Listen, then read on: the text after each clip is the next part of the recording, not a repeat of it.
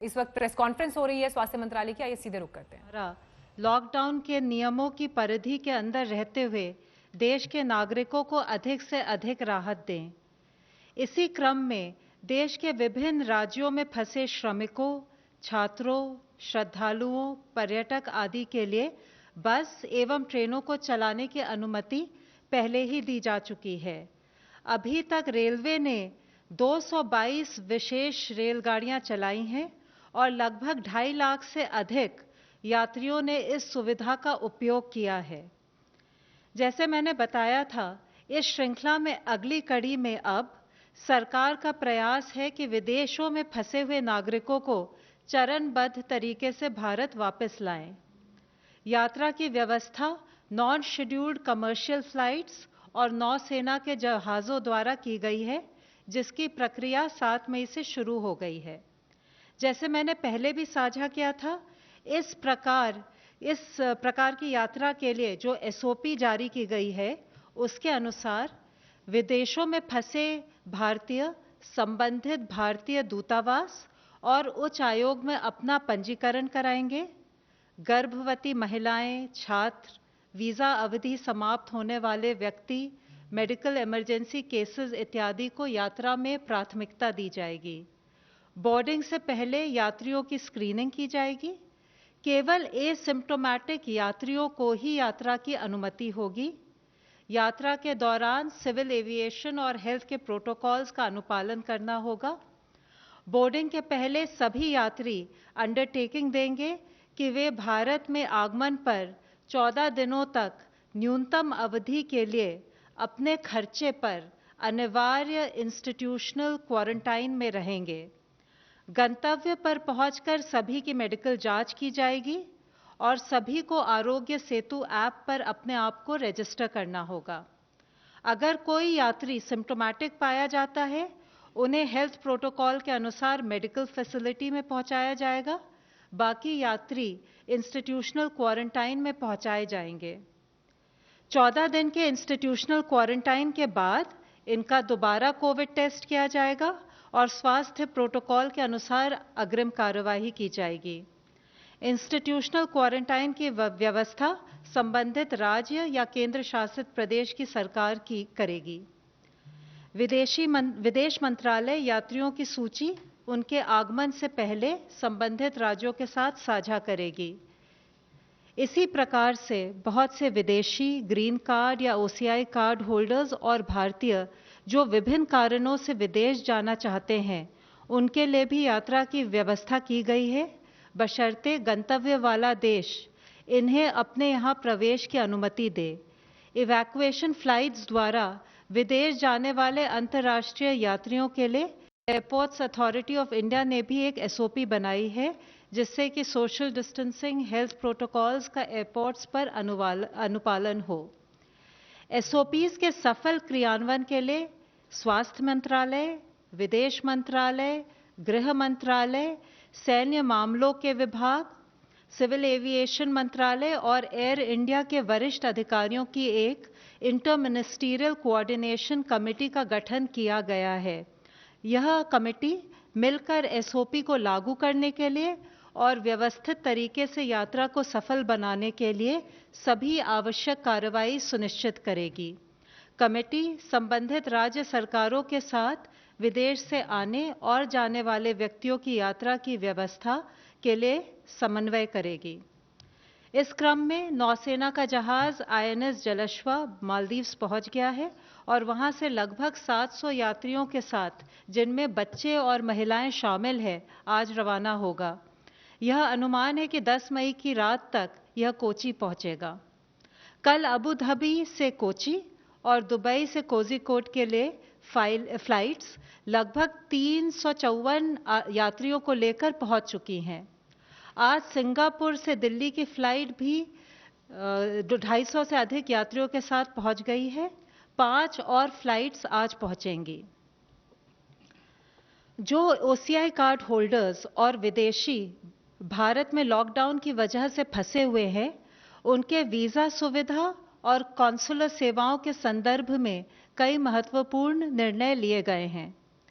चूंकि लॉकडाउन में अंतर्राष्ट्रीय हवाई यात्रा की अनुमति नहीं है, इस अवधि के लिए ओसीआई कार्ड धारक की multiple entry life long visa सुविधा को स्थगित किया गया है, परंतु ओसीआई कार्ड धारक जो पहले से ही भारत में हैं, उनका ओसीआई कार्ड किसी भी अवधि तक भारत में रहने के लिए वैध होगा। प्रतिबंध के दौरान अगर ओसीआई कार्ड धारक बहुत आवश्यक कारणों से भारत की यात्रा करना चाहें तो वे भारतीय मिशन से वीजा के लिए संपर्क कर सकते हैं। जिन विदेशी नागरिकों का वीजा एक्सपायर हो रहा है, उनके ऑनलाइन आवेदन पर उनके वीजा को ग्रेटिस आधार पर यानी बिना शुल्क लिए एक्सटेंड किया जाएगा। ये सुविधा रेगुलर या ई वीजा दोनों के लिए उपलब्ध है। इस एक्सटेंशन पर ओवरस्टे की पेनल्टी नहीं लगेगी। भारत द्वारा अंतर्राष्ट्रीय हवाई यात्रा पर प्रतिबंध हटाने के 30 दिनों की अवधि तक यह वैलिड होगा। मैं फिर से सबसे अनुरोध करूंगी कि यात्रा के दौरान सार्वजनिक स्थानों पर, कार्यस्थलों पर हम राष्ट्रीय निर्देश, सोशल डिस्टेंसिंग और हेल्थ प्रोटोकॉल्स का पूर्ण रूप से अनुपालन करें, जिससे कि कोविड-19 संक्रमण से हम अपना और औरों का बचाव कर सकें। धन्यवाद। धन्यवाद। स्वास्थ्य मंत्रालय के प्रतिनिधि प्लीज। देश में अब तक 16,540 पीपल कोविड-19 से क्योर हो चुके हैं और total 37,916 cases active medical supervision में हैं। पिछले 24 घंटे में अगर हम देखें तो पाते हैं कि कंफर्म केसेस की संख्या में 3,390 केसेस का इंक्रीज नोट किया है, पर साथ ही 1,273 पेशेंट्स क्योर भी हुए हैं। इस तरीके से हम देखते हैं कि क्योर पेशेंट की संख्या में लगातार वृद्धि हो रही है, जो कि एक पॉजिटिव न्यूज़ है। हमारी रिकवरी परसेंटेज देखें तो वह अभी 29.36% हो चुकी है, यानी कि अब तक हॉस्पिटलाइज हुए पेशेंट में से लगभग हर 3 में से 1 पेशेंट रिकवर क्योर हो चुका है और यह रिकवरी रेट जैसे कि हम बताते रहे हैं लगातार बढ़ रहा है। कल तक का डेटा देखें तो हम पाते हैं कि जो हमारे पेशेंट एक्टिव मेडिकल सुपरविजन में हैं, उनमें से 3.2% ऑक्सीजन सपोर्ट पर हैं, 4.7% आईसीयू सपोर्ट से रिलेटेड सर्विसेज पा रहे हैं और साथ में 1.1% पर्सन जो हैं वह वेंटिलेटर सपोर्ट पर हैं। हमारे कंट्री में अगर हम देखें तो पाते हैं कि 216 जिले ऐसे हैं जहां पर कोई केस रिपोर्ट नहीं हुआ है। 42 ऐसे जिले हैं जिनमें पिछले 28 दिन से कोई केस नहीं आया है। 29 ऐसे जिले हैं जहां पर पिछले 21 दिन से कोई केस रिपोर्ट नहीं हुआ है। 36 ऐसे जिले हैं जहां पर कि पिछले 14 दिन से कोई केस नहीं आया है और 46 ऐसे जिले हैं जहां पिछले 7 दिनों से कोई केस नहीं आया है। हमारा एफर्ट है कि हम फील्ड पर कंटेनमेंट और फिजिकल डिस्टेंसिंग का पालन करते हुए इन जिले की संख्याओं को बढ़ाएं। भारतीय रेलवेज ने 5,231 कोचेस को कोविड केयर सेंटर्स के रूप में कन्वर्ट किया है और उनको 215 आइडेंटिफाइड रेलवे स्टेशन पर रखा जाएगा। इन कोचेस का यूज़ मिनिस्ट्री ऑफ हेल्थ द्वारा 7 अप्रैल को जारी किए गए दिशा निर्देशों के अनुसार वेरी माइल्ड और माइल्ड केसेस के ट्रीटमेंट के लिए किया जाएगा। यह इंश्योर किया जाएगा कि क्रॉस इन्फेक्शन से बचने के लिए सस्पेक्टेड और कंफर्म केसेस के लिए अलग अलग कोच डेजिग्नेट किए जाएं। जहां पर भी cases Covid care centre coach में एडमिट होते हैं, वहां प्रत्येक पेशेंट को या तो एक इंडिविजुअल केबिन असाइन किया जाए या ज़रूरत अनुसार 2 कंफर्म पेशेंट एक केबिन में रखे जा सकते हैं। 215 स्टेशन में से 85 स्टेशन पर इवन हेल्थ केयर स्टाफ भी रेलवे द्वारा प्रोवाइड किया जाएगा और एडिशनली जो 130 रेलवे स्टेशन हैं जहां पर ये कोविड केयर कोचेज होंगी, वहां स्टेट जब अगर उनकी रिक्वेस्ट के अनुसार स्टेट के द्वारा स्टाफ और एसेंशियल मेडिसिन प्रोवाइड की जाएंगी। रेलवेज ने 2,500 डॉक्टर्स और 35,000 पैरामेडिक्स को भी कोविड-19 मैनेजमेंट के लिए डिप्लॉय किया है। इसके साथ ही आईसीएमआर ने प्रोजेक्ट प्लेसिड के तहत प्लेसिड यानी phase 2 open label randomise control trial को उनको नेशनल एथिक्स कमेटी से मंजूरी मिल गई है, जिसके तहत आईसीएमआर कॉन्वलेसेंट प्लाज्मा की सेफ्टी और एफिकेसी को असेस करने के लिए क्लिनिकल ट्रायल्स 21 हॉस्पिटल में करेगा, जिसमें से कि 5 अस्पताल महाराष्ट्र से हैं, 4 गुजरात से हैं, राजस्थान, तमिलनाडु, मध्य प्रदेश और उत्तर प्रदेश से 2-2 अस्पताल हैं। साथ ही पंजाब, कर्नाटका, तेलंगाना, चंडीगढ़ से 1 अस्पताल है। कल माननीय स्वास्थ्य मंत्री और माननीय आयुष मंत्री उन्होंने मिलकर आयुष संजीवनी एप्लीकेशन का लॉन्च किया, जिसको कि आयुष मंत्रालय ने मिनिस्ट्री ऑफ आईटी के द्वारा डेवलप किया था। साथ ही 2 इंटरडिसिप्लिनरी क्लिनिकल रिसर्च स्टडीज जो एक जॉइंट इनिशिएटिव के रूप में आयुष मंत्रालय, मिनिस्ट्री ऑफ हेल्थ और ministry of science and technologies ICMR के साथ मिलकर उसको भी लॉन्च किया गया। इन स्टडीज का मुख्य उद्देश्य है कि आयुर्वेदा को प्रोफाइलैक्सिस के लिए रूप में कैसे इस्तेमाल किया जाए और उसको स्टैंडर्ड केयर फॉर कोविड-19 से संबंधित एडिशनल सपोर्ट के रूप में कैसे यूज किया जा सकता है। इसी के तहत दूसरी स्टडी के द्वारा population based intervention on the impact of Ayush based prophylactic intervention, जो कि आयुर्वेद का इस्तेमाल कोविड-19 के प्रिवेंशन में हाई रिस्क पॉपुलेशन को स्टडी करेगा। माननीय स्वास्थ्य मंत्री जी ने तमिलनाडु, केरल, कर्नाटका और तेलंगाना के राज्य स्वास्थ्य मंत्रियों से भी उनके प्रिपेयर्डनेस और कंटेनमेंट एफर्ट्स की समीक्षा की। इससे पहले माननीय स्वास्थ्य मंत्री ने यूपी, उड़ीसा, वेस्ट बंगाल, गुजरात और महाराष्ट्र के स्वास्थ्य मंत्रियों के साथ भी वीडियो कॉन्फ्रेंस के द्वारा बातचीत की और उन्होंने कहा कि राज्यों को हर संभव मदद दी जाएगी। उन्होंने यह भी कहा कि अन्य राज्यों से आने वाले माइग्रेंट वर्कर्स की उचित क्वारंटाइन व्यवस्था हर जिस स्टेट में वह लौट रहे हैं वहाँ की जाए और सारी यानी कि सीवियर एक्यूट रेस्पिरेटरी इलनेस और इन्फ्लुएंजा लाइक इलनेस केसेस की सैंपलिंग और टेस्टिंग की उसको बढ़ाया जाए, उसकी आवश्यकता पर भी उन्होंने बल दिया। माननीय स्वास्थ्य मंत्री जी ने रेड क्रॉस वॉलंटियर्स द्वारा देश में किए जा रहे रिलीफ मटेरियल के डिस्ट्रीब्यूशन को भी वर्ल्ड रेड क्रॉस डे पर सराहना की। स्वास्थ्य मंत्रालय ने विदेश से लौटने वाले कॉन्टैक्ट्स, आइसोलेशन ऑफ सस्पेक्ट्स या कंफर्म केसेस के लिए राज्यों में फैसिलिटी क्वारंटाइन, फैसिलिटी आइसोलेशन के लिए hotels, service apartment, lodges etcetera के यूज करने के लिए भी अतिरिक्त दिशा निर्देश जारी किए हैं।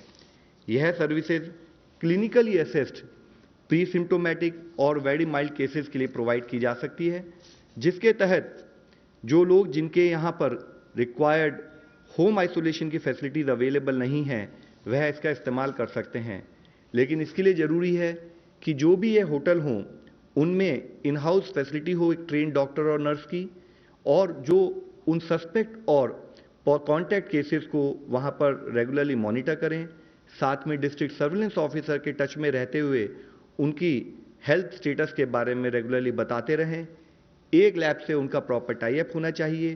साथ ही वाईफाई फैसिलिटी के द्वारा आरोग्य सेतु एप्लीकेशन का इस्तेमाल उन पर्टिकुलर सस्पेक्ट और पेशेंट कंफर्म केसेस द्वारा किया जाना चाहिए। जो भी लिनन, टॉवल या जो भी रूम का इस्तेमाल हो उसको रेगुलरली डिसइंफेक्ट किया जाए और सारी infection prevention and control guidelines का फॉलोअप किया जाए।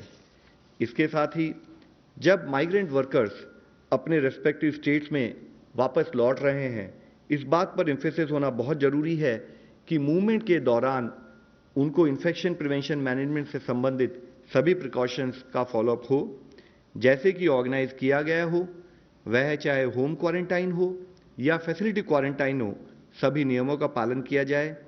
यह कार्य करते समय माइग्रेंट वर्कर्स, उनसे हमारी रिक्वेस्ट है कि वह समझें कि जो भी एफर्ट्स किए जा रहे हैं वह उनकी, उनके परिजनों की तथा उनके शहर और उनके गांव की रक्षा के लिए हैं।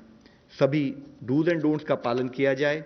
सभी लोग physical distancing, hand hygiene, respiratory hygiene और रिक्वायर्ड सैनिटेशन और एनवायरमेंटल हाइजीन का एक बिहेवियरल चेंज के रूप में अपनी लाइफ में पालन करें। वह क्वारंटाइन की गाइडलाइंस का अमल करें और अपने लोकल एडमिनिस्ट्रेशन का सपोर्ट करें। धन्यवाद। धन्यवाद। अनंत प्रकाश Pandey, India TV.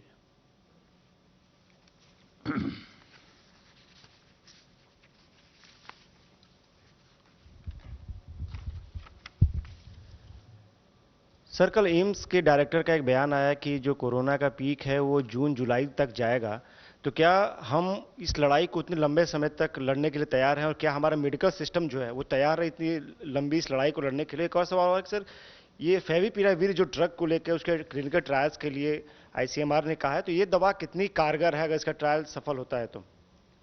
Sir, with respect to, जैसे कि एम्स के डायरेक्टर साहब ने कहा है और इससे पहले भी हम लोगों ने कई बार चर्चा की है कि अगर हम रिक्वायर्ड डूज एंड डोंट्स का पालन करेंगे, required processes in terms of clinical management उसको फॉलो करेंगे, तो हो सकता है कि हम पीक को अचीव ना करें, हमारा कर्व इसी तरह से फ्लैटन रहे।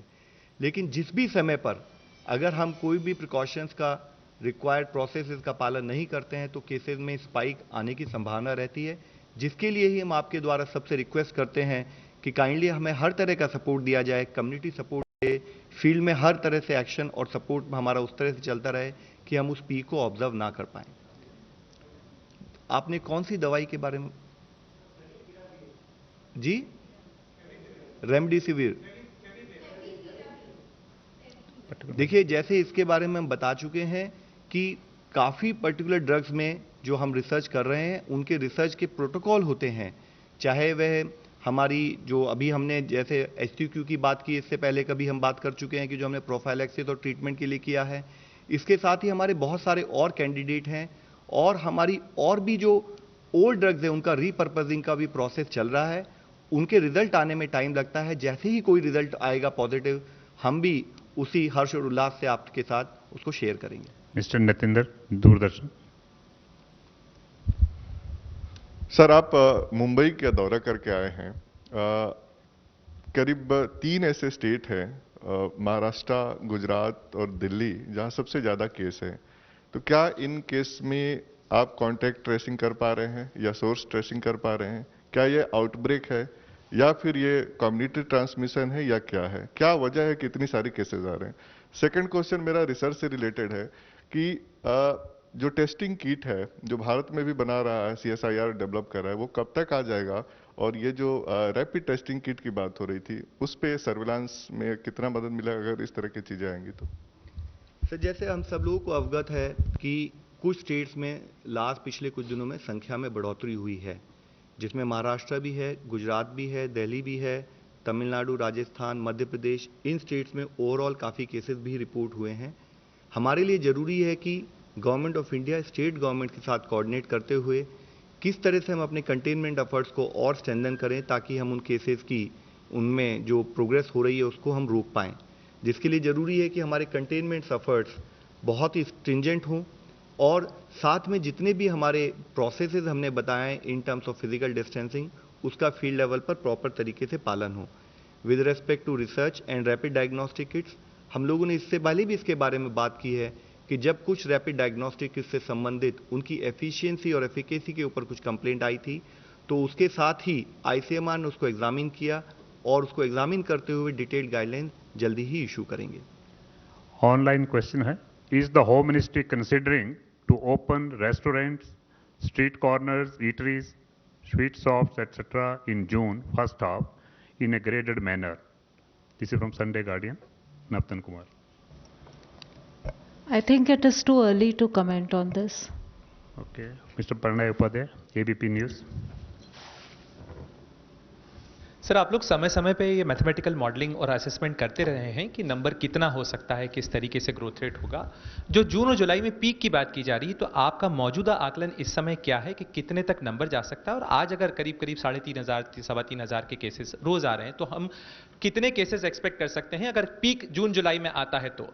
और इसी से जुड़ा हुआ है कि भारत में लोग जो इस चीज़ को लेके चिंतित हैं, तो क्या आप उन्हें सलाह देंगे कि जब पीक आएगा तो इससे ज़्यादा क्या कॉशन और लिया जाना चाहिए? और दूसरा सवाल मेरा होम मिनिस्ट्री से है कि जिस तरीके की औरंगाबाद में घटना हुई है, मजदूर जो है रेलवे की पटरी पे मारे गए हैं, इस तरीके की घटनाओं को रोकने के लिए क्या कुछ रिवाइज गाइडलाइंस दी गई हैं कि मजदूरों तक ये कम्युनिकेशन जाए कि रेल में ट्रेनें चल रही हैं इसलिए वो पटरियों पर पैदल न चलें? तो पहले प्रश्न के जवाब में मैं आपको बताना चाहूँगा कि सबसे पहले हमें ये समझना है कि कॉन्सेप्ट ऑफ पीक हम किस विषय में बात कर रहे हैं। तो हमें ये समझना पड़ेगा कि जब हम कोई एनालिसिस करते हैं, और जितना आप डिफरेंट टाइप के एनालिसिस इस टाइम डिफरेंट ऑर्गेनाइजेशन ने दी है, तो कुछ हज़ार से लेकर कई करोड़ तक केसेस का आकलन उन्होंने प्रोजेक्शन में दिया है। हमें ये समझने की ज़रूरत है कि जब हम कोई एनालिसिस करना चाहें उस केस में, उसके वेरिएबल्स इस टाइम इतने ज़्यादा हैं कि उसके कारण से ही जो ये फिगर्स जो डिफरेंट ऑर्गेनाइजेशन प्रोड्यूस करते हैं वो इतनी ज़्यादा होती हैं, इतनी वाइडली वेरिंग होती है कि उसके बेसिस पर एक फील्ड एक्शन को डिटरमिन करना I think it will be slightly difficult. तो उसके लिए ज़रूरी है कि हम क्या करें, हम ये आइडेंटिफाई करें कि आज हमारे केसेस किस गति से बढ़ रहे हैं, यानी कि हमारा प्रेजेंट आकलन जिसको हम चाहे ग्रोथ रेट ऑफ केसेस बोल सकते हैं या हम उसको डबलिंग रेट बोल सकते हैं, जो उसका इन्वर्स है, यानी कि कितने दिन में केसेस डेवलप हो रहे हैं।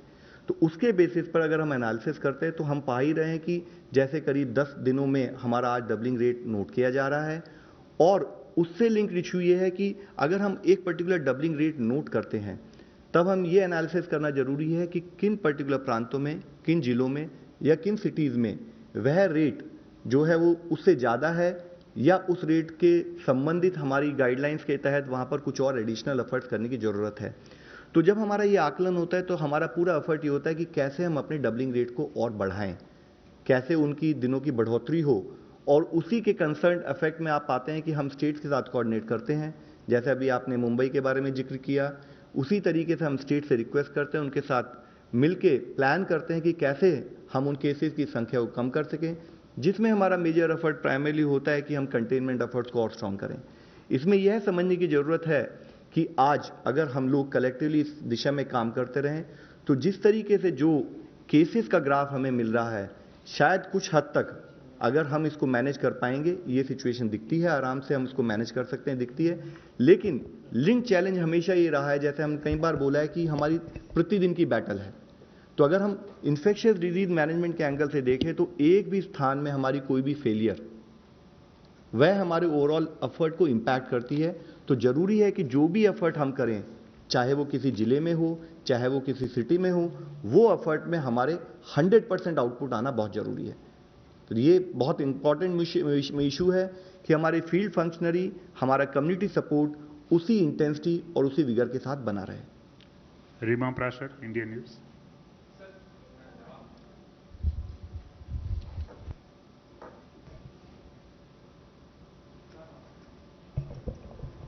जो इंसिडेंट आप डिस्क्राइब कर रहे हो बहुत ही दुर्भाग्यपूर्ण घटना थी। समय समय पर स्टेट गवर्नमेंट्स और यूनियन टेरिटरीज को हम बार बार यही कह रहे हैं कि जो भी हमारे दिशा निर्देश हैं और एडवाइजरीज हैं उसको ग्राउंड लेवल तक पहुंचाएं, but it was a very दुर्भाग्यपूर्ण घटना। सर, जिस तरह से पिछले 3 से 4 दिन में केसेस बढ़े हैं, उसके बाद अब मौजूदा ग्रोथ रेट के बारे में आप क्या कहेंगे, और खासकर डबलिंग रेट किस तरह से जो बदला है वो आज की डेट में कितना है? आई थिंक इसी के साथ में लास्ट क्वेश्चन जो है ऑनलाइन सिमिलर क्वेश्चन है। आई जस्ट एड वन, या will take your question later. It has been almost 1 week that government issued a list of red, orange and green districts. Has there been a change in their numbers? What is the government's top concern today as daily COVID cases continue to increase to the expectations that the disease graph will start to regress by now? So, as you are aware कि जब हम red, green, orange जिलों को जब divide करते हैं तो हमारा जो कंसिडरेशंस होते हैं इट इंक्लूड्स कि वहाँ पर टोटल एक्टिव केसेस कितने हैं, वहाँ पर केसेस का डबलिंग रेट क्या है, वहाँ पर टेस्टिंग रेशियोज़ कैसी हैं, और साथ ही वहाँ पर हमारा सर्विलेंस सेंट्रल टीम का फीडबैक क्या है। तो इन मल्टीफैक्टोरियल बेसिस को कंसिडरेशन में लेते हुए हम लोग अपने red, orange, green district decide करते हैं।